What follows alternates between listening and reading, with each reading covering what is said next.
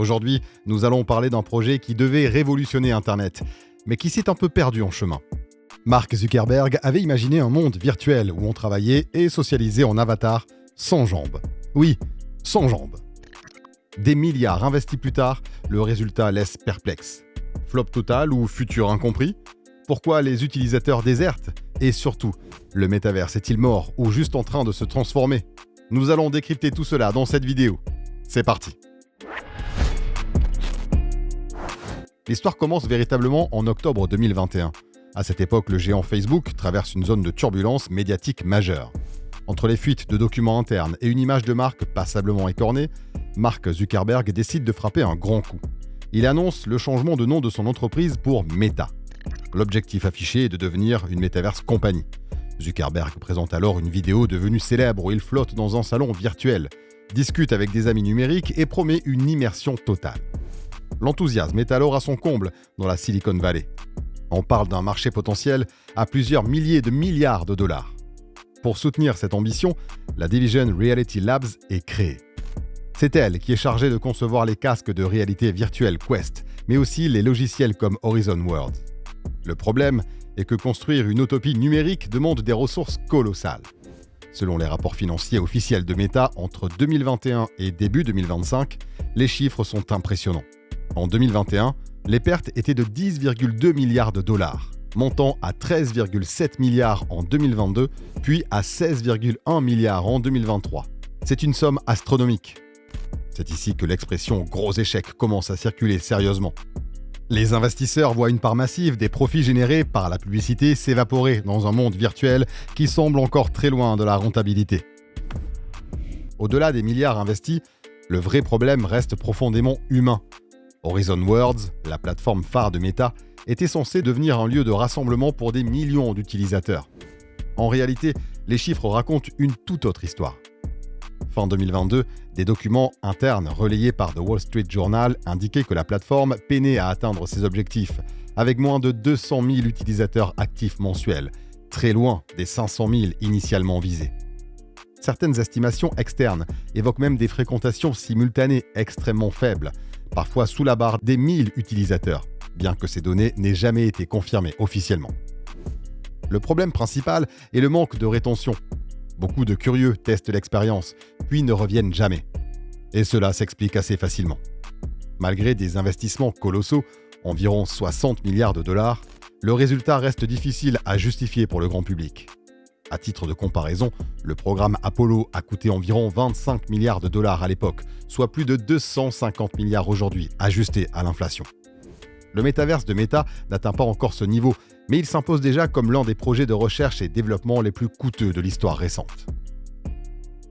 L'esthétique et l'expérience utilisateur n'ont pas aidé. L'image de l'avatar de Mark Zuckerberg devant une version simplifiée de la Tour Eiffel est rapidement devenue virale, symbole d'un rendu graphique jugé décevant à une époque où le photoréalisme est devenu la norme. À cela s'ajoutent des bugs fréquents et une ergonomie contraignante. Même en interne, l'adoption était compliquée. Certains employés préféraient des outils classiques comme la visioconférence, plus rapides et fiables. Au final, lorsque participer à une réunion virtuelle devient plus long et plus compliqué qu'un simple appel vidéo, l'expérience perd tout son intérêt. Cette friction technique combinée à un manque d'engagement explique en grande partie pourquoi le grand public n'a pas adhéré. Malgré ces difficultés, Mark Zuckerberg a maintenu le cap pendant que l'action de l'entreprise chutait de manière spectaculaire en 2022. Il a fallu des vagues de licenciements massives, touchant plus de 20 000 personnes pour que Meta redresse la barre financièrement. Mais le redressement ne s'est pas fait grâce au métaverse. C'est la résilience du marché publicitaire sur Instagram et Facebook qui a sauvé les meubles. Pendant ce temps, Reality Labs continuait de consommer environ 4 milliards de dollars par trimestre.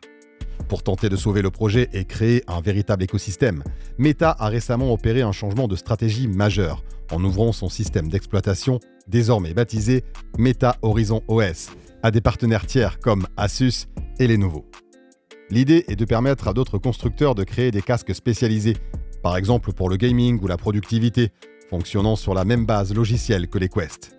C'est une tentative de reproduire le modèle de Windows ou d'Android dans le domaine de la réalité mixte.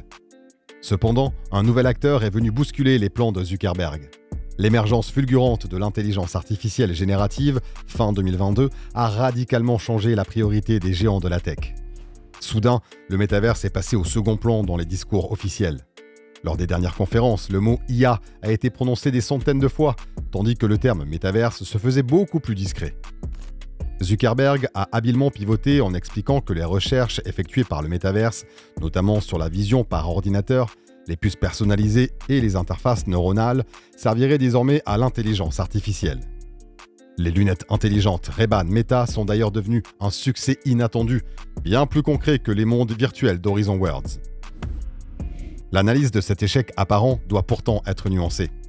Si Horizon Worlds en tant que réseau social est une déception flagrante, la technologie de réalité virtuelle et augmentée progresse réellement. Le casque MetaQuest 3 est techniquement très abouti pour son prix et reste le leader incontesté du marché grand public. Mais le constat demeure. Le métaverse, tel qu'il nous a été vendu en 2021, comme un espace social global et indispensable, n'est toujours pas une réalité tangible pour le commun des mortels. Les gens utilisent la réalité virtuelle pour le jeu vidéo, pour certaines applications professionnelles de conception ou pour le fitness, mais pas encore pour vivre une seconde vie numérique permanente. Le décalage entre les promesses marketing grandioses et les limitations techniques actuelles a créé un fossé de déception difficile à combler. John Camark, l'ancien directeur technique d'Oculus, a souligné en quittant l'entreprise que l'organisation manquait cruellement d'efficacité opérationnelle. C'est sans doute la leçon principale de cette aventure. On ne peut pas imposer un usage social de masse par la simple injection de dizaines de milliards de dollars si l'expérience utilisateur reste contraignante. L'innovation doit apporter une simplicité nouvelle. Or, le métaverse ajoutait souvent de la complexité là où nos smartphones offrent une efficacité immédiate. Aujourd'hui, Reality Labs continue d'exister et de dépenser énormément, mais l'entreprise semble avoir compris que le chemin sera beaucoup plus long et tortueux que prévu. La vision de Zuckerberg n'est peut-être pas fausse sur le très long terme, mais elle s'est heurtée à une adoption bien plus lente que les cycles habituels de la Silicon Valley. Pour conclure, l'épopée du métaverse chez Meta est une illustration fascinante des risques liés à l'innovation radicale. Vouloir créer l'Internet du futur est une ambition noble, mais se heurter à la réalité des usages quotidiens et aux contraintes matérielles est une épreuve brutale.